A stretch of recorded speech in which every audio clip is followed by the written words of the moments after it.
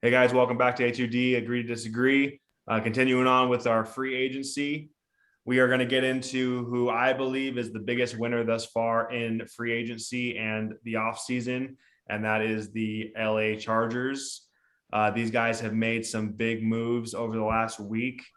First off, they went and they stole Khalil Mack from the Bears for a second and third round pick.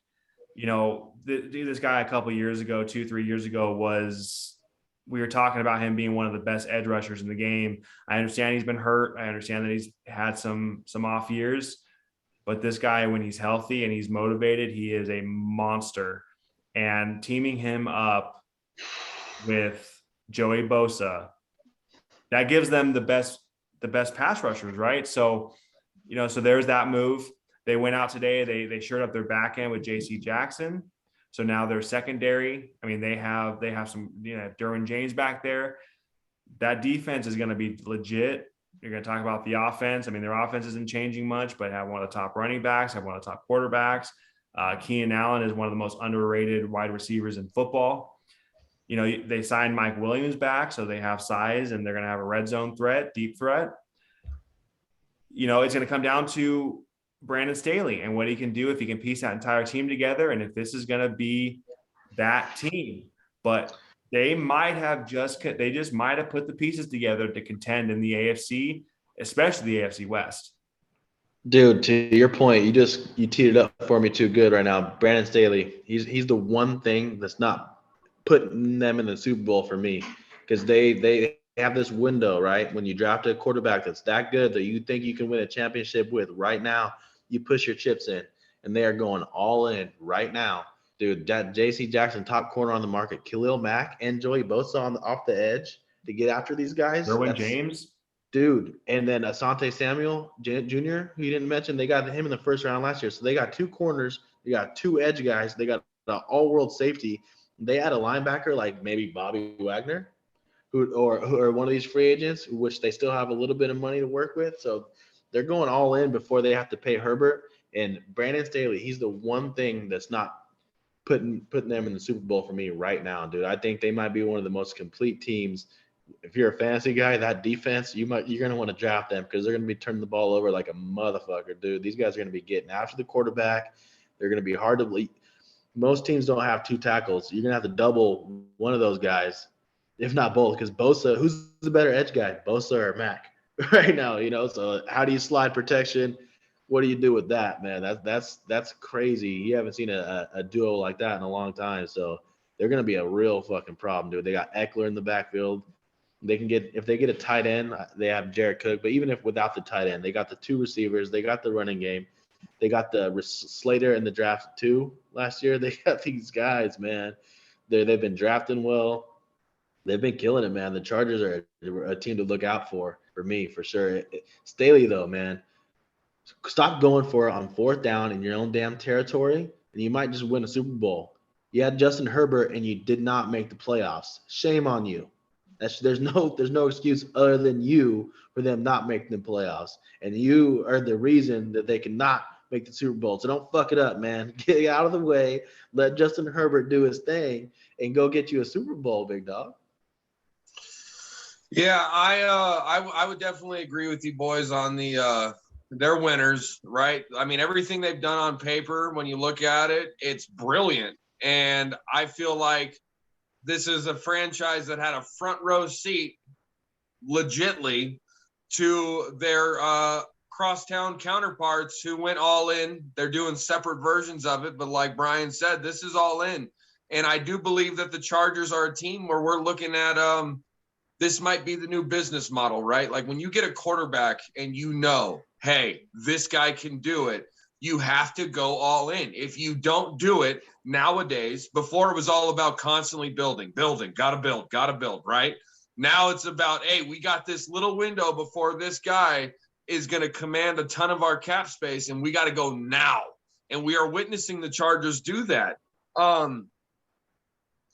I think it's good. I'm not so worried about Brandon Staley as you two are. It's a first-year head coach, right? Like he's going to go through his ups and downs.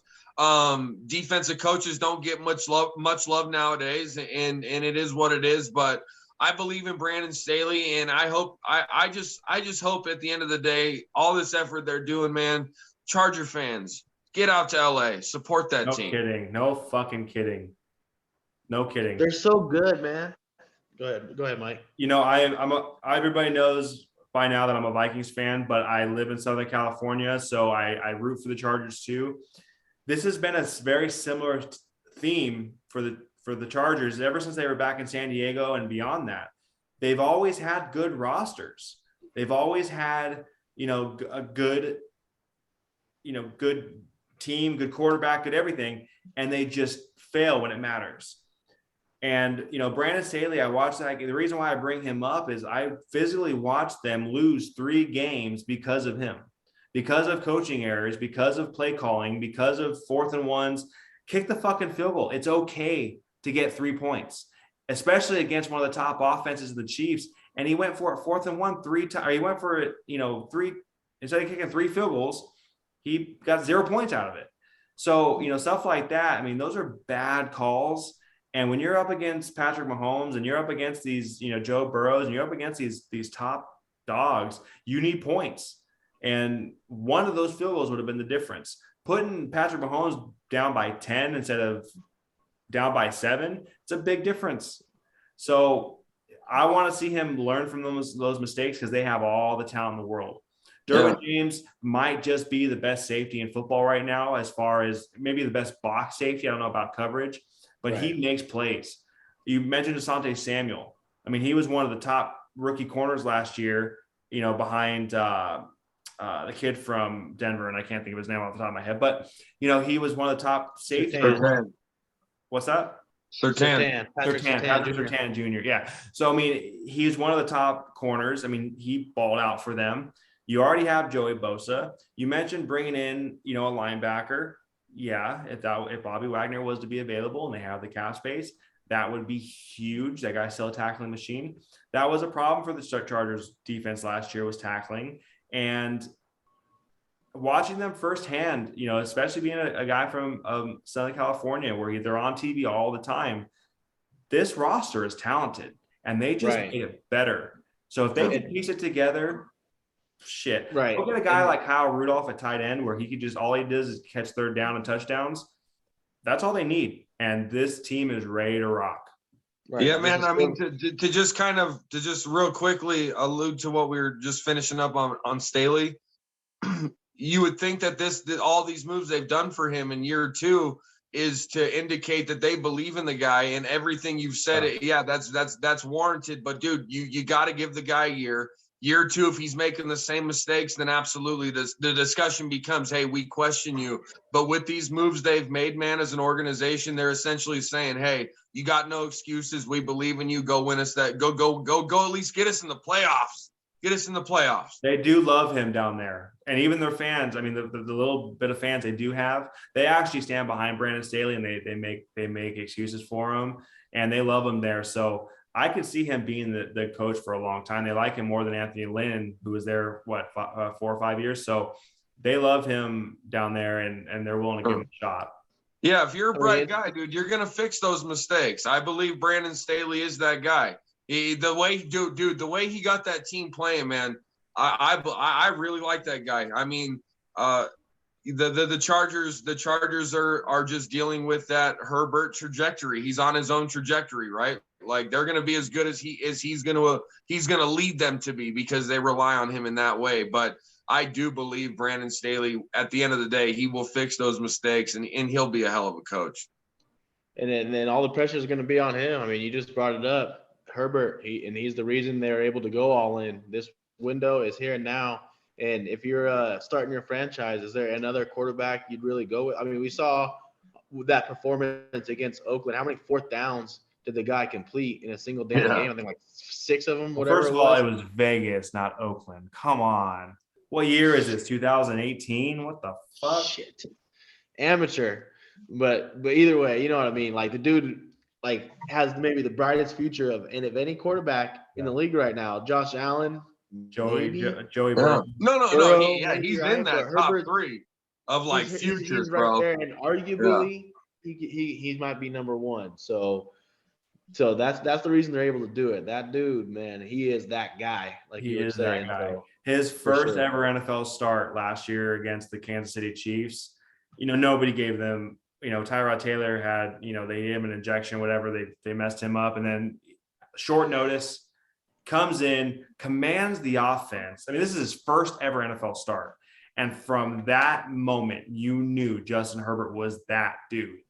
And he has the pieces around him. I mean, Austin Eckler is that dude. Keenan Allen is that dude. They have everything around. Their offensive line is not even that bad. They are ready to go. And honestly, they are a team. We're going to start talking about Super Bowl picks in August.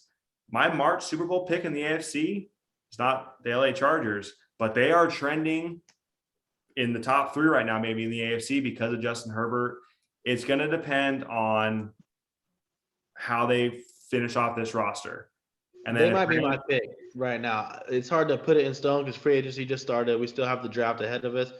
But man, if the coach is the only thing stopping me, then that says a lot. The Chargers, I can see them making a run. That's for sure. Hey man, since we're talking about Herbs, I'm gonna throw out this real quick. I'm gonna keep this super quick. I've already said to numerous people I've talked football with, Herbert to me so far, I believe we are witnessing our this generation's version of Brett Favre. And I say that because the kid is magical. And I've also seen him make a ton of like bonehead plays and crucial situations, which is fine because he's young. But the way he plays in that gunslinger mentality, I'm comparing him to Brett Favre, which is not a knock by any means. I believe it's a Hall of Fame career, but he might be that guy that goes down with, hey, Herb threw another pick, dude, AFC Championship, damn it. Maybe I need to watch more. He doesn't seem as quite the gambling man that Brett Favre, because Brett Favre. a lot of Brett Favre's interceptions were on deep throws or on overthrows because he threw the ball so hard. Justin Herbert's he also plays in a different NFL. These defensive players are a much, much different caliber player. I mean, these guys are smart. Brett Favre didn't even know what a nickel defense was until his backup quarterback had to tell him. That's not Justin Herbert. He is smart as hell. Brett Favre relied on. He can run. He'll tuck and run if he has to. He's not a guy that's going to throw it. I can see the comparison because of he does make some decisions sometimes, and he will have double-digit interceptions every year. That's what I was more comparing it to is the boneheadness of Brett Favre. But Brett Favre was still great. Like, nonetheless, I was just more comparing it. He might not throw picks at the same rate because Favre did that at a legendary clip. But I do believe, I do believe that that there's some legendary. There's bonehead stuff there that where you're like, I would compare him more to a younger Peyton Manning than I would a Brett Favre. Peyton Manning, he was talented as hell, he was smart as hell, and he would still make those interceptions. And honestly, Justin Herbert doesn't make as many as Peyton Manning did as a young kid, and he doesn't make as many as Brett Favre did either. I'm not going to sit here and say Justin Herbert's better than both these Hall of Famers, but no, it's a comparison. Again, right. And then he also has the legs where Peyton and never did. So we're seeing. I mean, again, we're going to get a lot of flack on this because there's the Patrick Mahomes and the Joe Burrows and a lot of those quarterbacks in the AFC. But Justin Herbert's arm talent might be just the greatest arm talent this generation's ever seen. Honestly, some of these throws that he is making 60 yards flat-footed on a dime. He made a throw last year. I think it was against the Giants, 65 yards in, like, it was right before halftime. And it just was probably the prettiest throw I've ever seen. And that's Justin Herbert for you. So again, piecing this team together, their defense was the problem last year and some coaching errors. You fix those. And LA just might be in the AFC Championship game and beyond because they have the talent and they're a complete football team now. They just made 2 extremely crucial moves to shore that up.